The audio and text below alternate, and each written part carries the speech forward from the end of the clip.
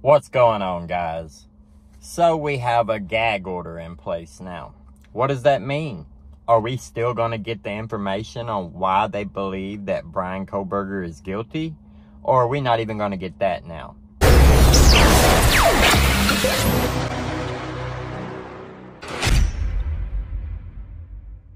I believe we'll still get that information, but I'm not positive.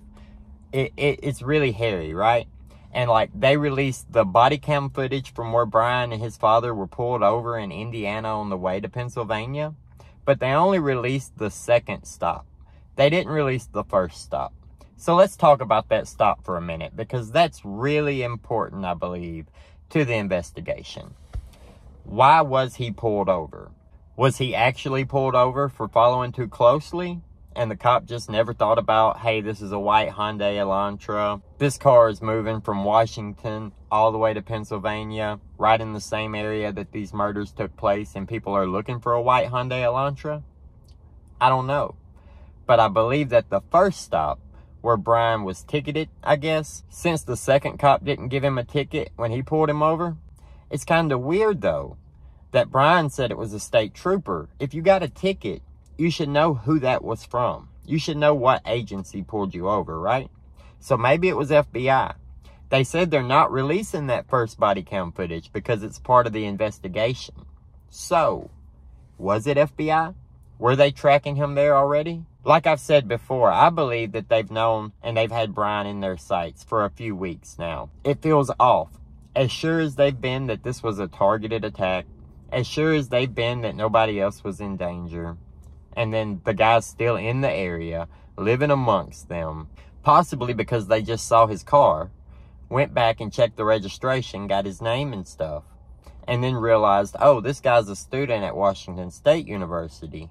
He's got past drug issues, and now he's not coming forward with a white Hyundai Elantra. Then they, investigate, and then hopefully they have the DNA, good DNA, not some random hair here or there, or random skin cells on somebody's clothing, but hopefully DNA, blood, something under the fingernails, something like that.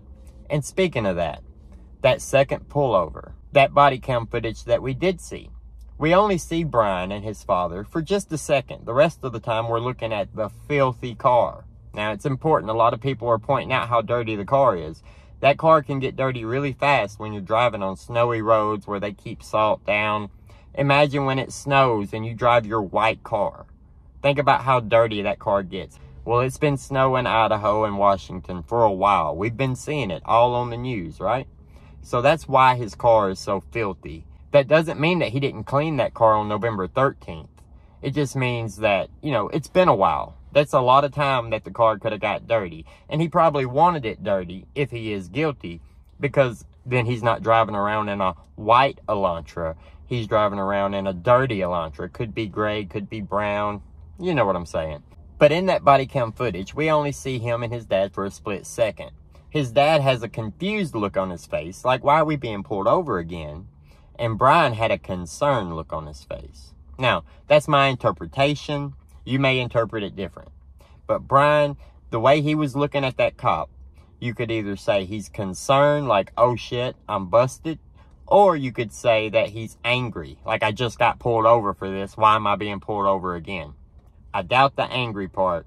I lean more toward the worried side, right? So we see in that, though, that they talk about a shooting that took place in Washington. They don't talk about the stabbing. They talk about a shooting. We see that the cop never brings up the case about Idaho State University, even though the father says that his son goes to Washington State University, which are side by side, almost. So that's kind of interesting, right? Did the cop know, or did he have no idea?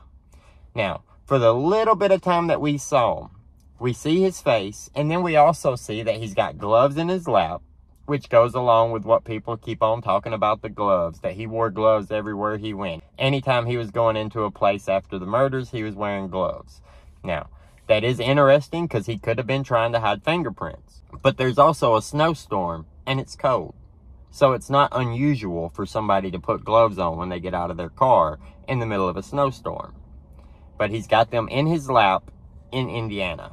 So that's something. We also see that it looks like he has some kind of cut, scratch, scrape, something on his wrist, right below his sleeve. You only see it for a second.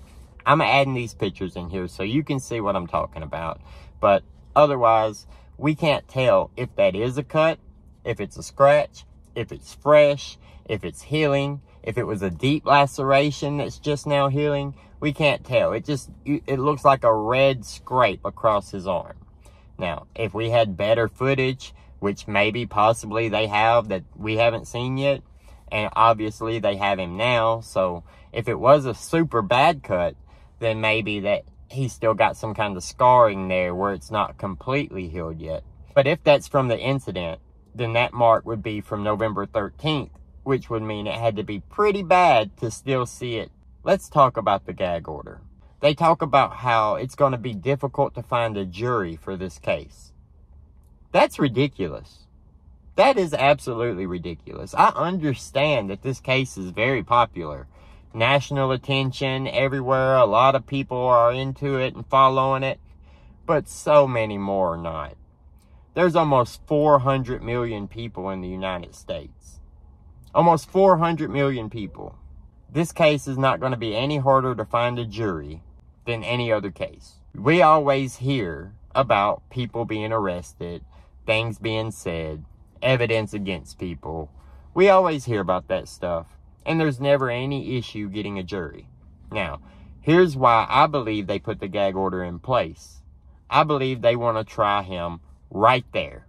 Now, obviously, there's going to be a lot more people following and listening and tuning in to this case who live in that area. The potential jury pool for a case tried in Moscow. If we go and we have all this speculation and the cops come out and release all this information, it may be hard to find a jury that doesn't already believe that Bryan is guilty or not guilty. People who are following the case, they get on the jury, it has to be legitimate.